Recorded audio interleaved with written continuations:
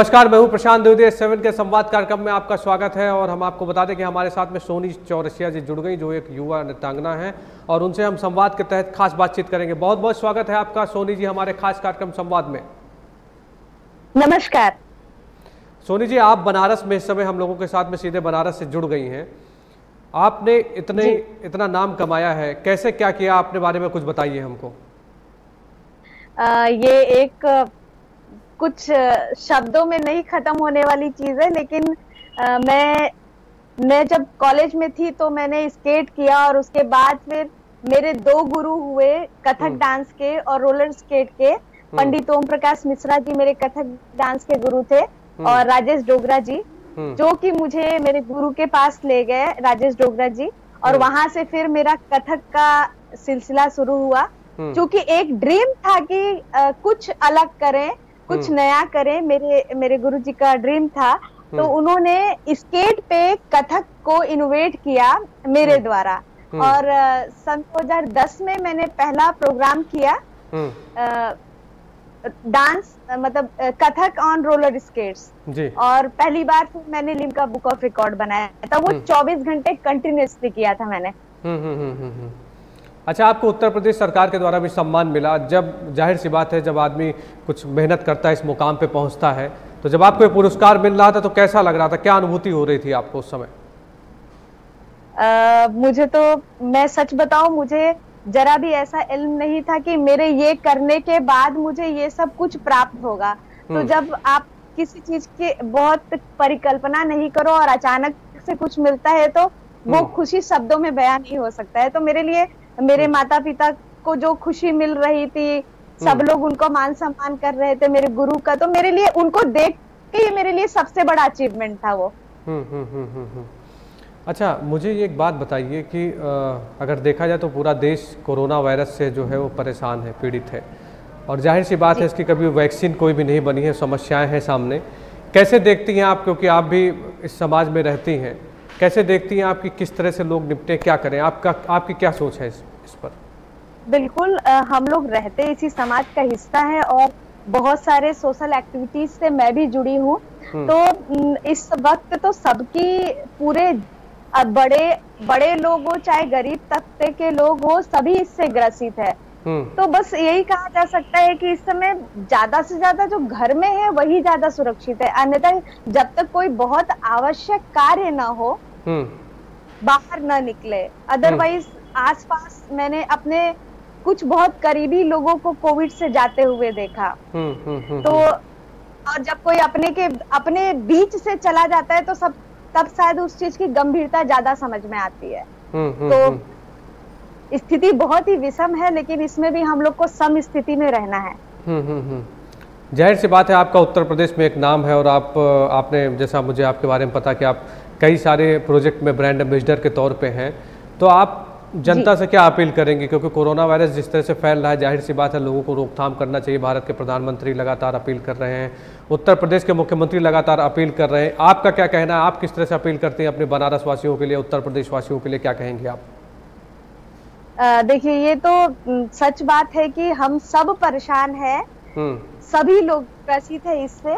लेकिन एक सच्चे नागरिक होने के खातिर हमें सिर्फ ये नहीं सोचना है कि उधर ठीक है, इधर ठीक है, हम भी जा सकते हैं बाहर। हर व्यक्ति को ये सोचना चाहिए कि अगर पहले स्वयं का ध्यान दे, अगर हम स्वयं सुरक्षित हैं तो हम अपने परिवार को भी सुरक्षित रख पाएंगे, और एक परिवार जब सुरक्षित होगा तो हमारा समाज सुरक्षित होगा, और तब हम शायद देश के लिए भी कुछ मदद कर सकते हैं। इसलिए जरूरी है कि एकाग्रता बनाए रहे, स्थिर रखे अपने आप को, पॉजिटिविटी से भरे, और जितनी आपके अंदर छुपा हुआ टैलेंट है उसको आप, इस समय बहुत सारे साइट्स चल रहे हैं, आप उसमें घर से जितना क्रियात्मक चीजें कर सकते हैं करिए। बस यही कहूंगी, घर पे रहे, सुरक्षित रहे। अच्छा, मैं एक बात ये भी आपसे जानना चाहता हूँ। जाहिर सी बात है, जब आदमी इस मुकाम पे पहुँचता है, इतने सारे लोग उससे जुड़ते हैं, और जब इस जगह पे आता है तो वो अपने अतीत पे भी जाता है, सोचता है कि कैसे मैंने अपनी ज़िंदगी को शुरू किया। आप क्या सोचती हैं, और आप उन बच्चों के कल्याण के लिए क्या कर रही हैं जो कहीं ना कहीं ट्रेनिंग के अभाव में आगे नहीं बढ़ पाए? मुझे बताइए कि आपके द्वारा क्या प्रयास किया जा रहा है अपने इस मुकाम पे पहुंचने के बाद आप क्या प्रयास कर रहे हैं कि आम बच्चों को या आम लोगों को किस तरह से तैयार किया जा सके इस फील्ड में? देखिए, मैंने जो कठिनाइयां झेली है, जिनका सामना किया है, मैं बिल्कुल ये नहीं चाहूंगी कि आने वाली पीढ़ी या मेरे जो स्टूडेंट हो उनको इसका सामना करना पड़े। तो मैं इस चीज का विशेष ध्यान रखती हूँ। जब भी कोई मुझे मेरे घर आता है या कोई स्टूडेंट्स ऐसे आते हैं जिनके लिए मैं कुछ कर सकती हूँ, बहुत सारे हम लोग एनजीओ में जाकर उनको अगर कोई जो सीखना चाहते हैं और इसके अलावा भी अगर कुछ और चीज में हम मदद कर सकते हैं तो हम लोग पूरी तरह उनकी मतलब मैं मदद के लिए जाती हूँ। और हमारा एक ड्रीम है कि हम आर्ट और स्पोर्ट्स एक बड़ी एकेडमी खोले और अगर वो जल्द ही पूरा हो जाता है तो मैं उसमें उन बच्चों को लाकर शामिल करूंगी जो मैंने अपने समय में तकलीफ उठाया है। मतलब पैसे भी नहीं थे और गुरु चाहिए थे, लेकिन वो गुरु नहीं मिल सकते थे क्योंकि उसके लिए बहुत चीजें इकट्ठी करनी थी मुझे। तो मैं कोशिश करूंगी कि मेरी एकेडमी में मैं उन बच्चों को लाऊं जो सच में साधक हों। अच्छा, मुझे ये बताइए कि भारत के प्रधानमंत्री से आपकी मुलाकात हुई, जैसा हम लोगों को पता है, क्या बातें की आपने उनसे और किस तरह से देखते हैं उनके कार्यों को? और अब उस समय तो आप बनारस के वो सांसद भी हैं, तो मुझे बताइए कि क्या एक्सपीरियंस था आपका उनसे मुलाकात करने पर? वो बिल्कुल अद्भुत क्षण था मेरे लिए, क्योंकि मेरे यहाँ के सांसद तो थे ही वो और देश के प्रधानमंत्री।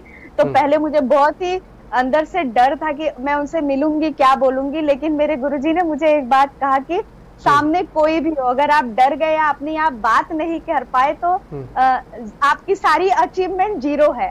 तो मैंने इस बात को गांठ बांध लिया और बस नॉर्मल कोशिश किया। लेकिन उन्होंने मुझे इतना, प्रधानमंत्री जी ने मुझे इतना सहज महसूस कराया कि मेरा वो एक जो डर था कि मैं प्रधानमंत्री जी से मिल रही हूँ, बिल्कुल सब खत्म हो गया। और मैंने जैसे ही उनको नमस्कार किया, उन्होंने तुरंत मेरा नाम लेके बोला कि सोनी, आपको मेरा पत्र मिला ना?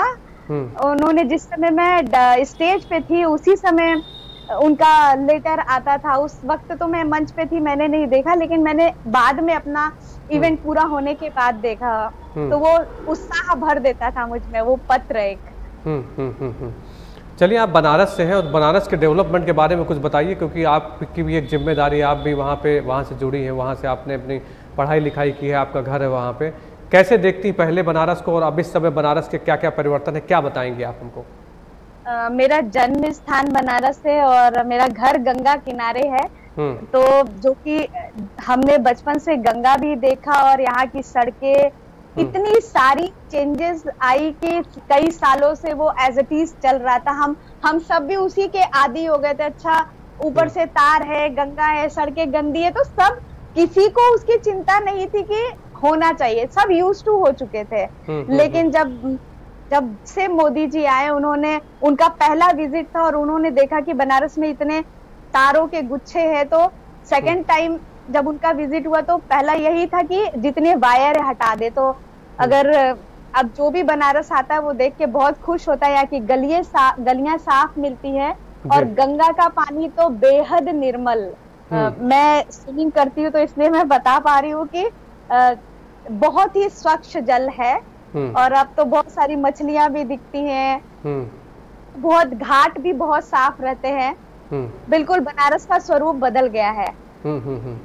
चलिए, बहुत बढ़िया। अगर देखा जाए तो भारत सरकार जो काम कर रही है उसके आप कई प्रोजेक्ट में ब्रांड एम्बेसडर के तौर पे बताइए हमें कि किन किन प्रोजेक्ट में आप जुड़ी हैं और क्या सोच है आपकी उन प्रोजेक्ट को लेकर? मैंने जब अपना 126 घंटे का अटेम्प्ट पूरा किया था, उसी वक्त बहुत सारे मुझे सम्मान मिले जो कि मैंने परिकल्पना नहीं की थी और बहुत खुश हुई मैं।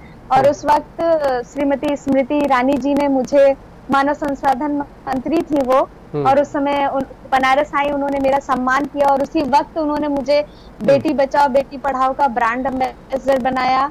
और उसके बाद मैं यहाँ पे स्वच्छता मिशन की ब्रांड एम्बेसडर हूँ बनारस में। और बहुत सारे सामाजिक, जैसे आरएसएस की विंग है, अखिल भारतीय ग्राहक पंचायत, हमारा समाज है चौरसिया समाज, उसमें अलग पद पे हूँ। अच्छा सोनी जी, आप जैसे बता रही हैं कि ठीक है बेटी बचाओ अभियान में आप जुड़ी हैं, स्वच्छता में जुड़ी हैं, लेकिन कहीं ना कहीं स्थितियां बहुत अच्छी नहीं दिखाई पड़ती हैं। मतलब एक पीड़ा है मन में कि आदमी इतना प्रयास भी हो रहा, भारत सरकार जो है इतने प्रयास कर रही है, लेकिन कहीं ना कहीं कुछ ना कुछ समस्याएं जरूर दिखाई पड़ती हैं। उनके बारे में क्या कहना है आपको? देखिए, कोई भी अगर कोई जटिल, कोई अगर लंबा कह सकते हैं, अगर कोई पुराना घाव है तो वो तुरंत नहीं भरा जा सकता, उसको ठीक होने में थोड़ा टाइम लगता है। तो हालात सुधरेगा जरूर और बदलाव आया जरूर है, समय तो लगेगा ही, और किसी भी अच्छे परिवर्तन के लिए तो संघर्ष करना ही पड़ता है, तो वो इंतजार हम लोग को करना पड़ेगा। अच्छा, मेरा अंतिम सवाल आपसे है, आपने कहा कि कई सारे आपने रिकॉर्ड्स बनाए हैं, कौन कौन से रिकॉर्ड्स बनाए हैं और क्या क्या कीर्तिमान आपने हासिल किया है?